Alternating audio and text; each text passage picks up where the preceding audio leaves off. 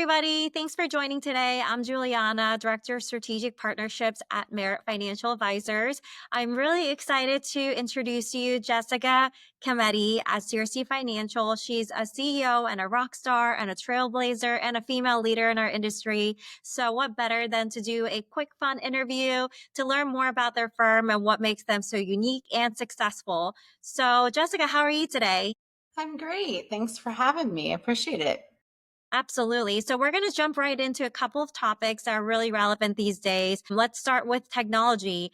Obviously, your firm is basically the trailblazer when it comes to technology, and we'd love to learn a little bit more about that and how you enhance client engagement and support your remote first team.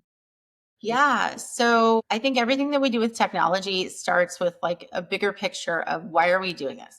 What is the end goal, right? Because there's all kinds of really sexy tech out there, but it doesn't mean that's right for our firm, right? And so anytime that we're looking or we're investigating in a platform, we're always thinking, okay, what's the end goal? What are we trying to create? Where does this fit a purpose, right?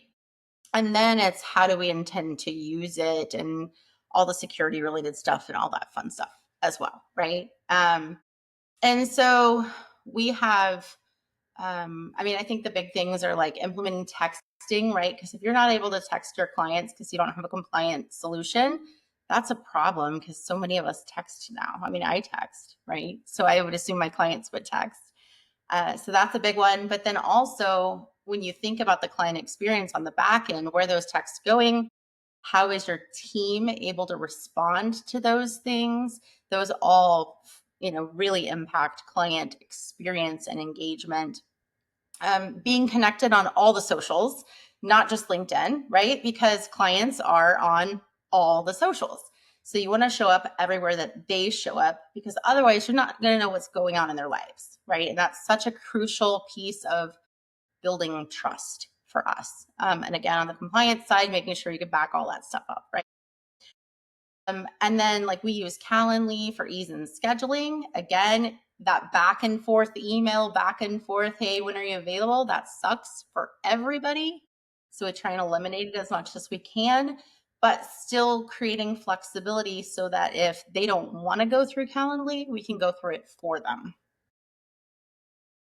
And then the other cool piece of tech that we're using right now for client engagement is a technology called File Invite.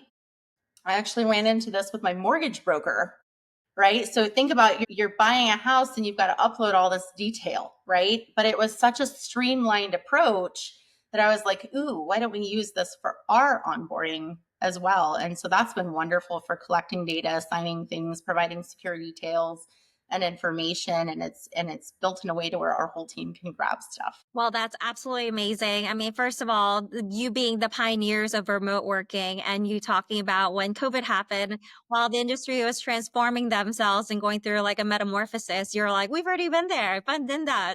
So we're totally fine. I can see why that's happened because you're already using all these wonderful collaborative and client engagement tools that are just way far ahead than many firms that we connect with and hopefully can learn from you. So, speaking of which, remote work is amazing. You have a fantastic team and you did earn a spot on Inc.'s Best Places to Work list. So, tell me a little bit about why you believe that your firm is part of that list and what is the differentiating factors.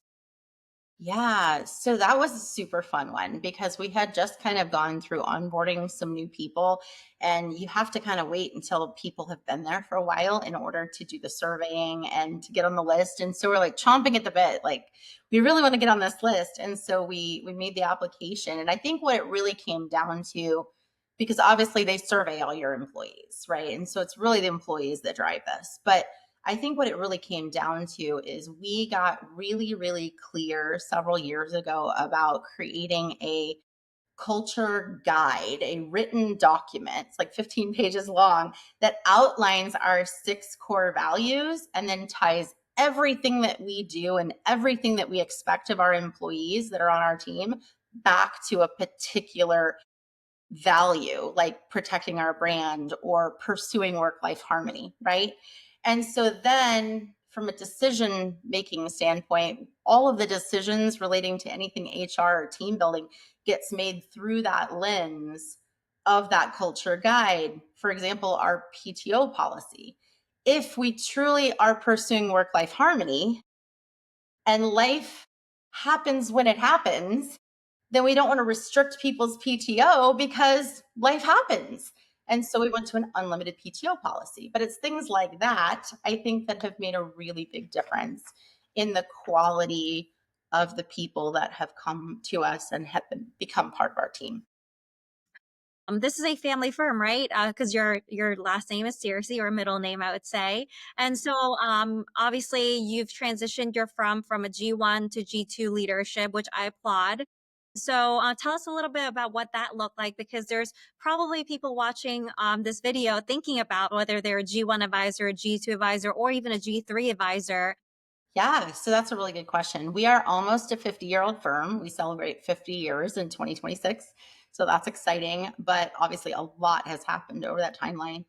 And if I back up and rewind, like our G1 to G2 experience was tumultuous, right? Because we had lots of start, stop, start, stop, start, stop. We thought we identified somebody that would be a partner and then they bailed. Or we thought we found a partner and then life happened, right?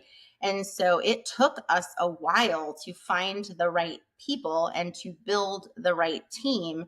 And we ended up with four partners in the G2 that now are the firm owners, and G1 is now gone. But now because we know that that took so long to figure it all out, we've already started trying to figure out that next generation. Even though I'm 45, right? Like I've got a long ramp to figure this out, and it may not look like for the next generation, it may not look the same as it did for us because we've got different problems and we've got different opportunities and we've got this kind of runaway train because the business is growing at such a fast pace. And so we're trying to figure it out as we go, honestly. But our big goal is to try and find somewhere between 8 to 12 next generation advisory team members that want to get on board and want to stay on board and want to help us kind of drive this thing. I mean, we're looking at bringing in partners all the time. So anytime that we hire, we're like, is this person somebody that might potentially someday be a partner? Do they fit our culture? Do they want to be on board? And if they do, we're very interested. If you had one advice to give business owners, what would it be, as far as the experience you've had the last 50 years working with your family, as well as now transitioning into like a leadership role? Yeah. So I think in general, our industry tends to be slow to change. And so, if anything, I would say to people, if and when you see change on the horizon, make a move faster. It's easier to fail forward if you're already moving and you've got some momentum going, because you can always pivot. But if you stay complacent and you don't make any change, now you're behind the curve. And so it leads to failed M&A, it leads to failed succession, it leads to failed technology blunders, or even in terms of like COVID, it led to a whole bunch of advisory firms going, oh my gosh, what do we do now? Well, it was a pleasure connecting with you and learning about you being a business owner and a leader. If you have any questions or would like to be featured in one of these video series, please let me know. And I'll also include Jessica's contact information so you can reach her directly if you have any additional questions or would like to be part of our team as well. Thanks again. Thank you.